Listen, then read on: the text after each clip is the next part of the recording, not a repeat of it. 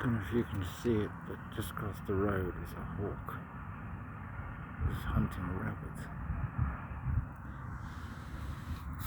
I could tell you a story, Myra, about going to India.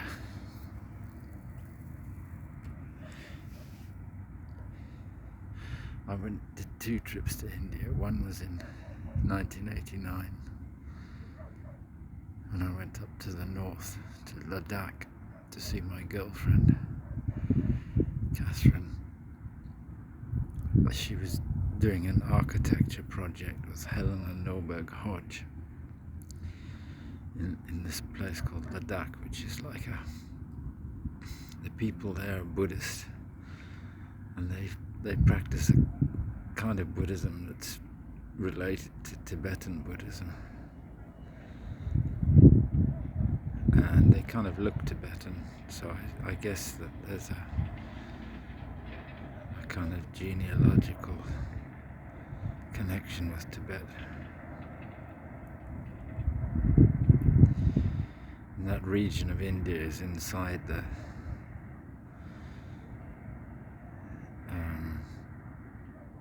is close to what they call the line of control, which was because India invaded part of Pakistan.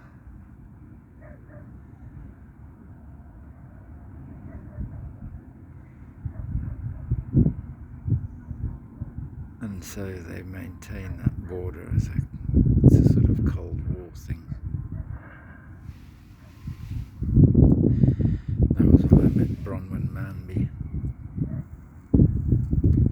I met her on an Aeroflot flight from London to New Delhi.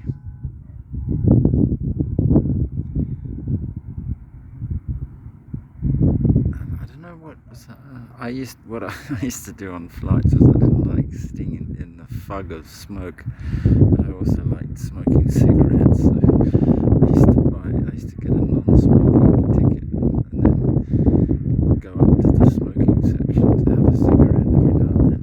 I had to smoke less, and I didn't have to breathe in all the fog that other people had to breathe in. It was kind of selfish, but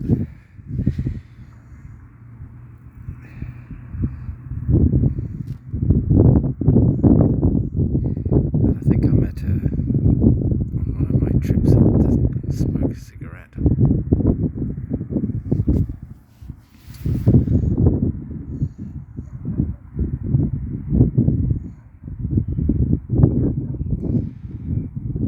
And then when the plane touched down in Delhi, we were all dumped into this bizarre city at 11 or 12 o'clock, almost midnight. To try and get buses or taxis or something to find places to stay. There's a cyclist just come down to cycle along the border.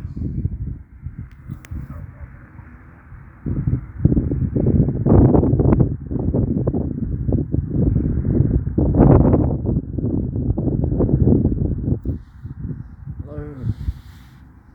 I reckon I'm going to talk to you.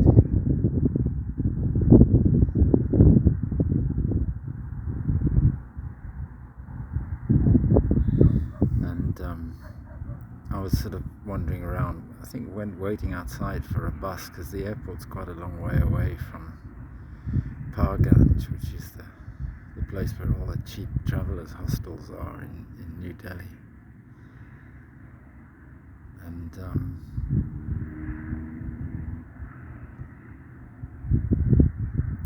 Bronwyn and I kind of found the bus together and rode in, and then we got talking, and she said she was going up to Kashmir, which was on the same route. I had to go through Kashmir to get to Ladakh, and there'd just been a Buddhist uprising because Ladakh is part of Jammu and Kashmir state, but it's a Buddhist, and Jammu and Kashmir is a Muslim state. Most of the people that live there are Muslim, and the Buddhists wanted some kind of independence, and the Buddhist youth had started a kind of uprising.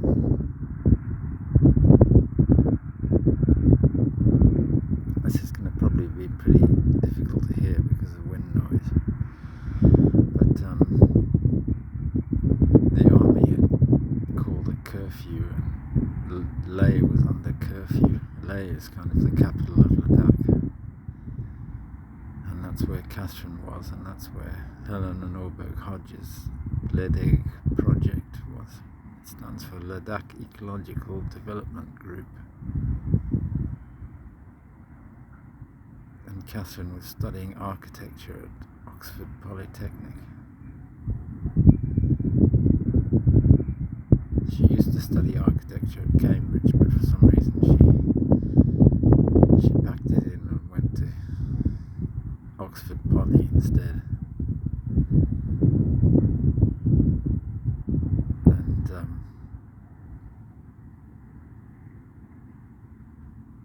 And her project was, I can't actually remember what her project was on, but lots of things that Helena did were to do with architecture. It was a really nice project, really nice stuff that they did. It was all integrated. It was sanitation, agriculture, architecture, culture, everything, cuisine, music, lifestyles. She's sweet, she's Norwegian, Helena.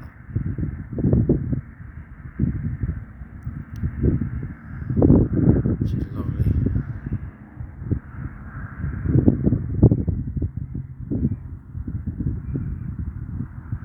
And I was really interested in all that stuff. I thought it was great that Catherine was going there. Catherine knew her and knew her friends. There's the hawk.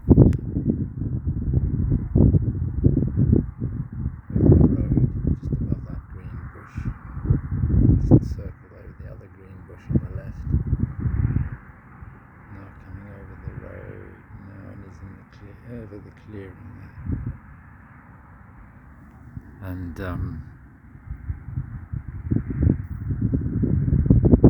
I was hoping to kind of meet Helena and meet other people on the project and get involved somehow.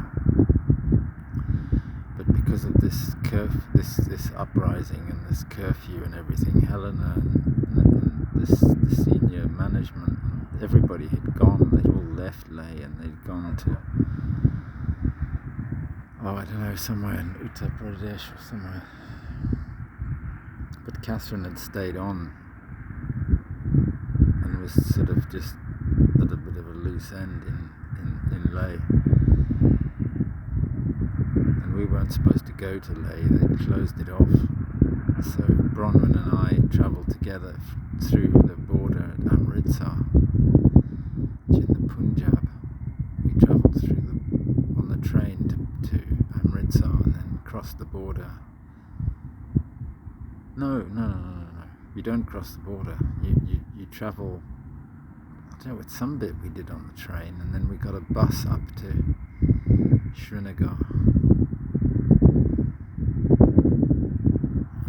There's a big lake at Srinagar called Dal Lake, and it's not full of dal, it's just ordinary lake full of water, although maybe it is full of dal when there's more tourists.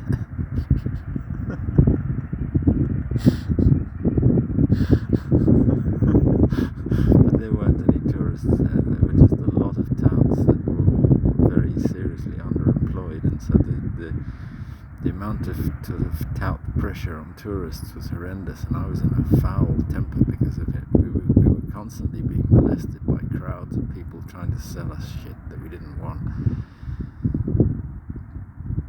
And we stayed a couple of nights on a houseboat. These are sort of very romantic things. Romantic thing to do, to stay, a couple to stay on a houseboat. But we weren't a couple. But it was still nice. You go on a little sort of gondola type get a ferry to your houseboat, and then you with your shopping, and you hang out in your houseboat, and people come past in their little boats selling you things. We stayed there for a couple of days to find out what was what, and we found out that we could hitch a lift with trucks from the truck stop, and it's just above Srinagar on the road up to Leh. There's a huge place where they marshal convoys of trucks to go up the Zoji Lower Pass. Supposedly one of the highest passes in the world. I can't remember the altitude. And so after a few days we went up there and we managed to persuade a family of Muslim truckers to give us a ride. And the trucks in India have a kind of bucket over the cab, and we were riding in that, and the family were underneath us, and we had our packs with us, and we were just sitting in this little bucket at the top, and they're these very heavily decorated trucks with, you know, tinfoil and I guess Quranic verses and things written on them. A truck's kind of like a mobile palace, or like a little mobile caliph or something. And so we went off, and we set off, and it was a wild trip. We weren't supposed to be in there, so a lot of the time when we went through army checkpoints and things, we had to hide. And it was also it's a crazy road. If you look at videos, you see how close the trucks drive to the edge of the road. It's very close. And when you're in the bucket at the top of the truck, it looks even closer because you can't see directly down. You don't see that there's a good meter or two of roadway between the truck wheels and the drop. It just looks like the truck is always about to fall over the edge. That took some getting used to. And right at the top, the whole convoy was stopped at the top of the pass for some reason and parked off for the night, and we were freezing cold, and we sort of slept. I think we had our sleeping bags, it wasn't so bad, and we fell asleep, and then at 3 o'clock in the morning everything started moving again, and people were shouting and screaming, and there were these trucks roaring their engines and getting going, because the engines get cold at night. They've got to rev them up to get them warm again before they go. And God, it was absolutely fucking pandemonium. Kind of exciting, but stupid stuff. And I kept saying to Brahman, I'm a computer programmer. I'm not made for this shit. What am I doing here? And she thought that was funny, so that became a kind of joke.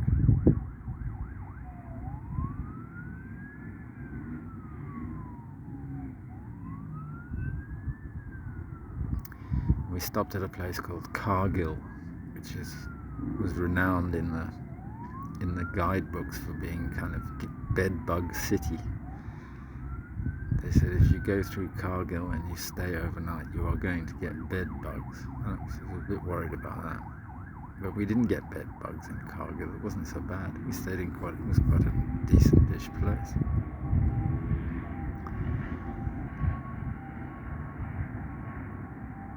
And we got to Leh in about 2 or 3 days, I think.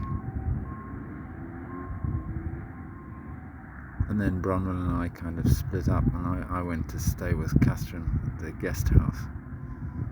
And Bronwyn went off trekking on her own, went off and found monasteries to visit and things, did the stuff you do. I liked Bronwyn, but I was in a relationship with Catherine,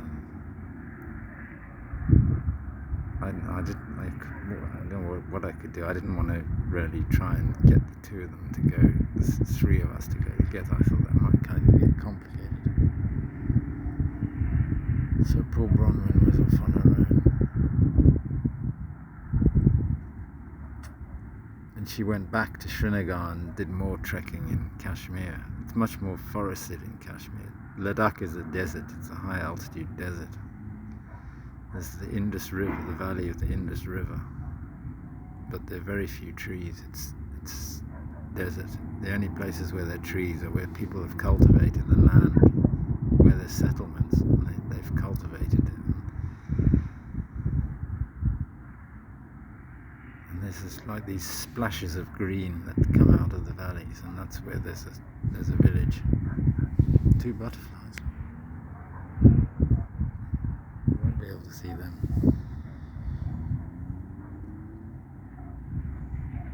And Catherine and I were kind of rattling around. There wasn't much to do, and we did the same thing. We went off and we got lifts on trucks and went and visited monasteries and camped out a few nights.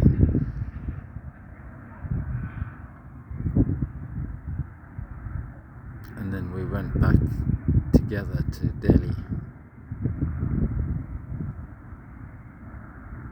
And Catherine insisted on drinking things like lassis, banana lassis in the street, which I was leery of because you get a bad stomach often. And Catherine was just quaffing lassis all the time. It was like she wanted to get sick or something. And I think we did get sick. And then this Australian guy turned up, who for some reason reminds me of Julian Assange. He was a prick. And he was a writer, and she thought he was wonderful. I just thought he was a prick. But I wasn't a writer, I was just a computer programmer. But those last few days in Ladakh weren't very good for our relationship. And then she went back to England, and she got terribly sick, and she ended up in hospital with about 3 different things. She had malaria and dysentery and God knows what else, yellow fever or something. She was in a kind of isolation ward at the London School of Tropical Medicine or something. They were probably studying her. And she was ill, seriously ill for a long time. And I was staying on, and I was carrying on my trip. I wanted to do my Nick Danziger thing. I wanted to go to Pakistan and see if I could do a little foray into Afghanistan across the frontier. And I also wanted to go up the Silk Road to Kashgar. So I was doing all that. And poor Catherine was in hospital all that time. I used to send her postcards. I don't know what she made of them.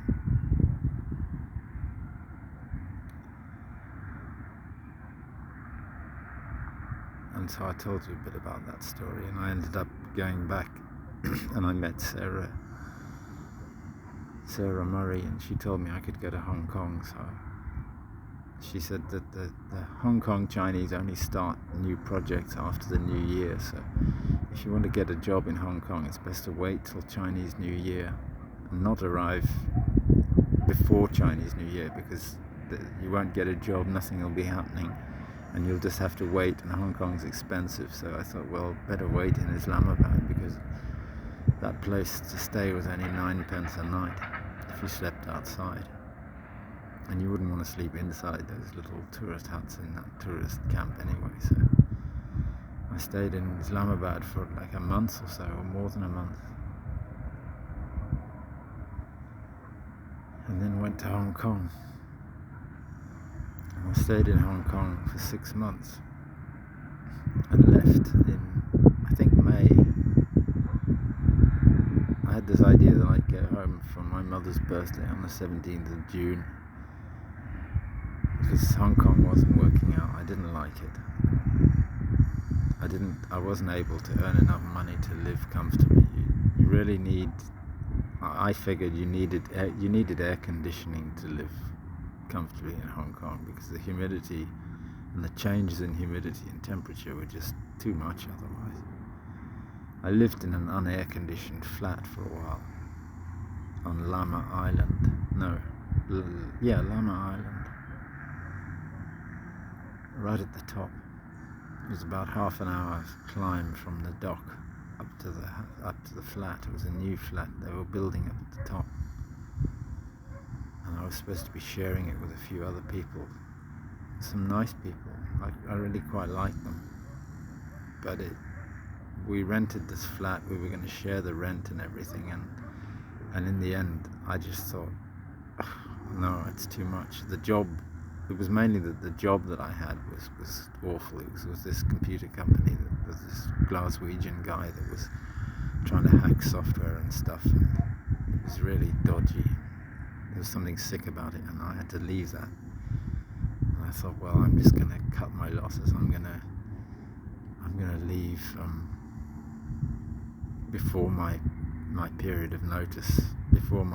I was on a probationary period for 3 months, and so I said, no, I'm not committing myself to this job. It's not good enough. And I quit the flat, and the whole flat deal fell through, and the other two had to find another flat. It was all a bit sad. And I bought my Trans-Siberian train ticket from a Belgian guy and went off to Macau with, I don't know, a dozen rolls of Fuji slide film, deciding I was going to be a photographer by the time I got back to England. And I shot all those rolls of film on the train and in Moscow and in Budapest,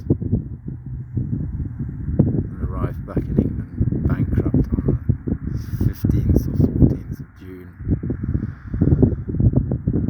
There was a bottle of vodka, I can't remember what brand it was. It was some good vodka and a tin of caviar. And I went to visit Kate Purvis, a friend who lived in London.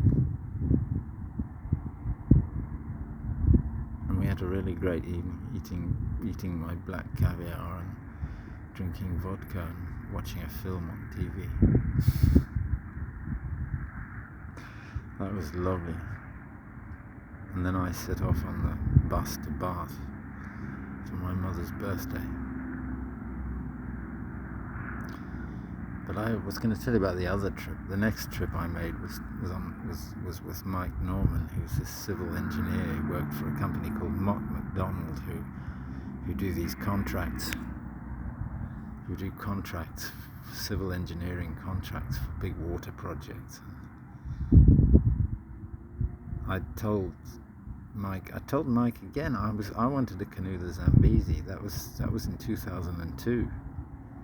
I told Mike I wanted to do the Zambezi, and he said, well, how about the Carvery River, because he worked down there. He used to get flown out by McDonald to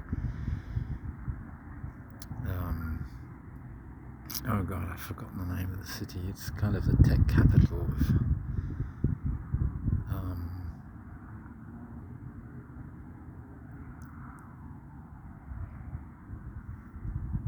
Karnataka. It's not, what's it called? Oh well. He'd mapped out the river, and he thought that nobody had canoed the length of it, and he thought we could be in the record books for having been the first to canoe from the source to the sea. And it's kind of 2/3 of the way across India to do that, but it's 2/3 of the way across a bit of India.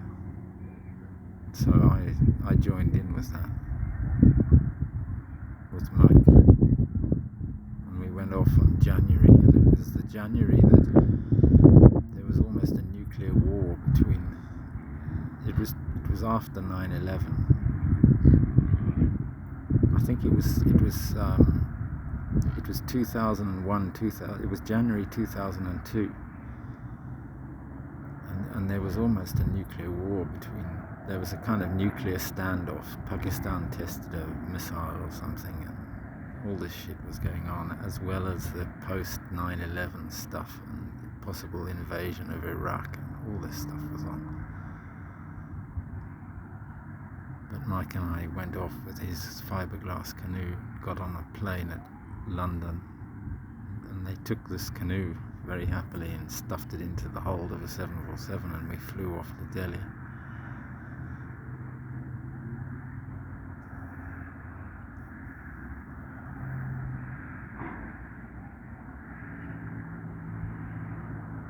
Did we? No, we flew directly to this place. I can't remember the name of it. And we spent 4 weeks canoeing down the river. And we did it. There wasn't actually enough water in some parts of the river, so we had to keep getting rides in trucks with the canoe carried for us. Several points we had to do that. I wrote a journal of it. It's around somewhere. I'd like to read that again. I meant to write it up properly, put some memories on it, but I wanted maps and things, and I wanted to know where we were and the names of towns, and Mike was the map keeper on that trip, and Mike was the only one who had a camera as well, so Mike took all the pictures. We got into a brush with some authorities at the dam, one of the dams in Karnataka. I can't remember the name of it. It's a huge reservoir where they dammed the river up, and it was a source of contention between these two states of whose water it was that they were dammed up. And we came gaily paddling along and rocked up in this military controlled zone at the wall of the dam, and the police marched Mike off and interviewed him in a police station somewhere for several hours, and he came back and he said they confiscated all the exposed film. So we lost all the pictures of the really nice bit of the river at the top, because it was a very narrow river.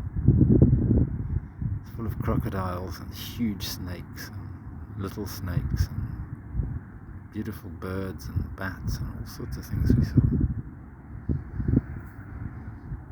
And fantastic food that we ate in these villages.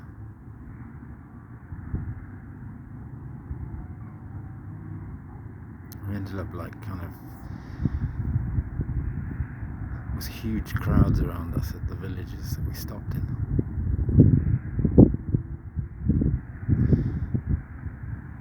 Travelling by boat in India is definitely a completely different experience to travelling by road. It was really interesting. But Mike and I didn't get on very well, especially when shit got stressful. We didn't work well together under stress.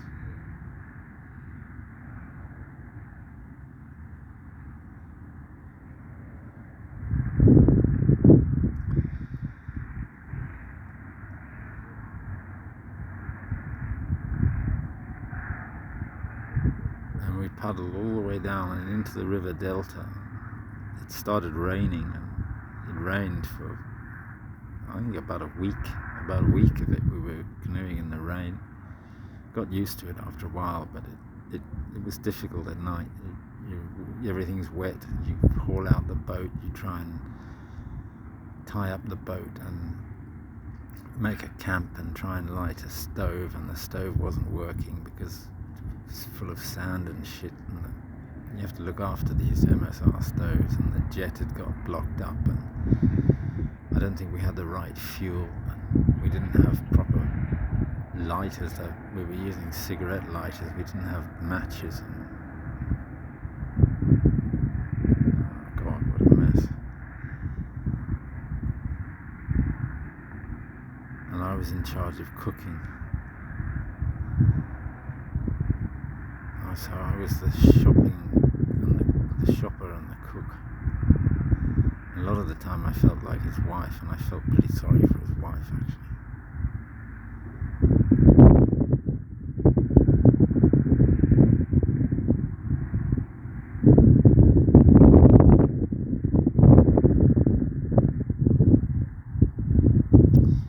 He said he did another trip to India later, and he said, the food wasn't nearly as good.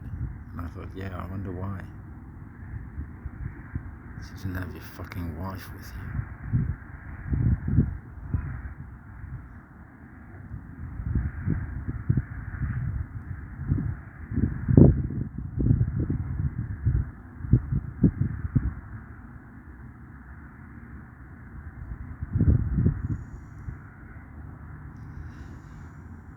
And I wrote a nice piece at the very end of that journal. There's a piece about the bus ride back from the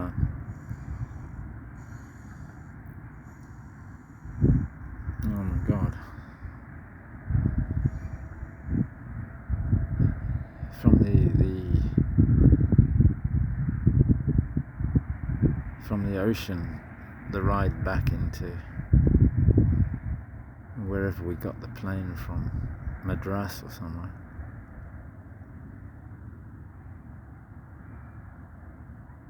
I was kind of high on something. I mean, just high on the India's a really amazing place. The kind of energy in the towns. Maybe for a foreigner, for an Indian, it's probably something altogether different. But there's a real energy there that I felt the same energy that I felt when I first arrived in Delhi. Incredible. It's just a sort of spirit that's there amongst all the poverty and suffering.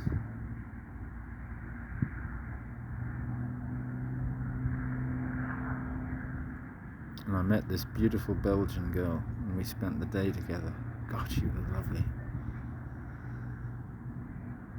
And the other thing I did was when I got to the sea, it was just January still, I think. I phoned up my friend Ashley in Cambridge and from the beach, and I asked him to book a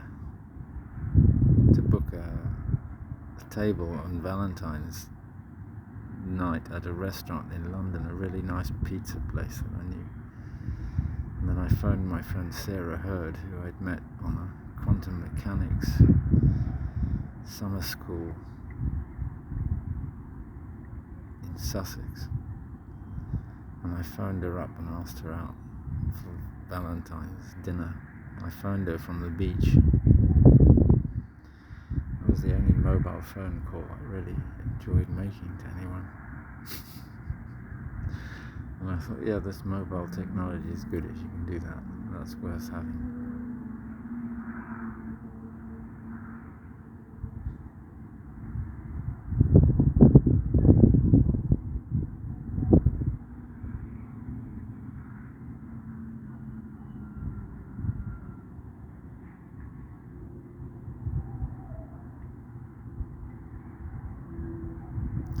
I can't remember the Belgian girl's name. We had exchanged addresses and wrote a few times, but then nothing. It just petered out the way things do.